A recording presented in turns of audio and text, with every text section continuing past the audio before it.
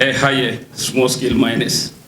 Nina na say wohwe na sente musinsa ban we ba so. Ye wonema be prayer ekoso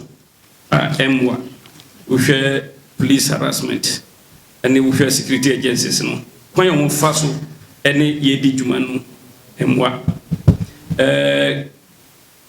For some time now, we have said national security and yes sites harass lances small scale miners. We have party for almost former task forces. We have yes IGP police for almost enam. And Minister of Lands and Natural Resources also former task force. From 9 months. As at now, with the industry, no, you need legitimate ones. Until we are press conference here is to draw the attention of government and need for no more say we need to coordinate ye never be prayer air coso. Bebre oha umukuta omulances bikra ye ko efie mu ekosizi machines would the ho na we kra da okra na etimbe fa machines say we illegal miner. We don't even know where these things are coming from. And a legitimate small scale miners so bebre wo almost sites this parallel national security for whether your real national security for and also real we don't know omutimi call site no mu harass minus bubu mu for mu machines jijiska sikajia no dosu until ama fight no yenhunu direction echo bebre as mu fight and so sikajia no ba beje and a lance small scale miners so musu kuta mu krata juman legitimately no this same parallel people and political influential people now omuta security for nachi omudi say jumano instead of say omusu be pensas ni binomo ye jumano legitimately no omu jije legitimate small scale miners omusase say omusu be miner omukuta nkrata bibia ye set omu EPA licenses everything is set. Classical example baku anasanya baku but me my examples be they didn't kind baku Western region takwa call a pinto mine shaft. Sisa meno okase a legitimate Ghanaian na okuta na nkrata bibia ya jina sas na sas efrinsem omudama Chinese politically exposed people no omushe chiri sisa for the past 5 months ontimi nya adwuma omo yina free site okra ema eka wabo nema wo dia ato akwan mu machines wo use nyina no this Chinese no koye no omumom na esa use ni machines edi ye adwuma no Intina edwan ye yense ye gi ade na Africana fonsem e de ma Chinese na enu another one ba ko Western region upper west danya kura soldier for police for ko brum small scale miners mu all in the name of that illegal miners sometimes background with the crata so nya crata ntina e ba ye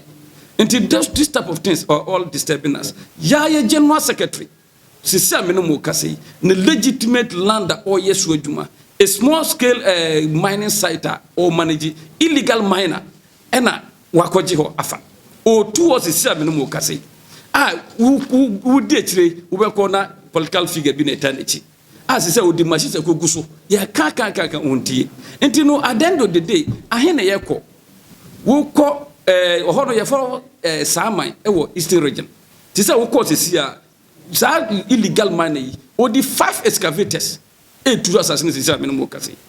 with that documents with that anything what report to crano police no betu na mo no say wo won krata we or no won what bisa say krata we somebody came to report or report illegal mining as much rewa wo bisa ni pon or report no say or no krata we ansa na wako illegal miner no until no shall all this harassment moi ashomu sa nine moso no aban en resource mu musika no muntimi ndi djuma no na police for no so no we need to know how it is being coordinated and at the same time so no yes stress aban say on sanhwe how best small scale miners and as illegal miners ye betima ammo mu nkyerɛkyerɛ na yetimi edi omo back to the limelight formalizing them and another one so say say make sure say Jumadi ye dibia no we say illegal ones no ho that illegal ones nyina ye beboa na etu mase na mum ya kyerɛkyerɛ mu kwan pa on be fa so adi omdwuma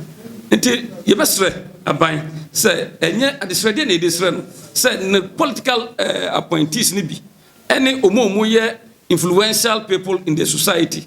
omu emma omo ni nkomu say the be ya ombeja industry no ama professional people ababe adwuma ena movement to na say task forces no so omu set no omu make sure say omu the regulatory bodies ni be ka ho because omu na ema yenkrata into omu nim bebia omu de amaye eni bebia omu mfa amaye but so omu kwa nam sa e basa na edi e how be pray every ena ye besre aban since task forces yi ba yi bebre nu age atu agum into omu asisi ye members bebre excavators ye pese press conference in denchire ya no sanko excavators be released to the legitimate owners omu release size ye free ha no ye best aban ye best president omo ye machines e wo be bia bi omo sisi omo excavators omo pumping machines bi omo engines we need immediate release of this equipment. We are ye kasa in some way to and the third one question that my brother asked whether we the association know this such people are undercover and to do the investigation. That's why we came out with this press conference to highlight on this. There should be an investigation because of the nature of gather all, but it's scattered all over. And some of them task forces, which we don't even know where they operate from. It is even difficult to even come.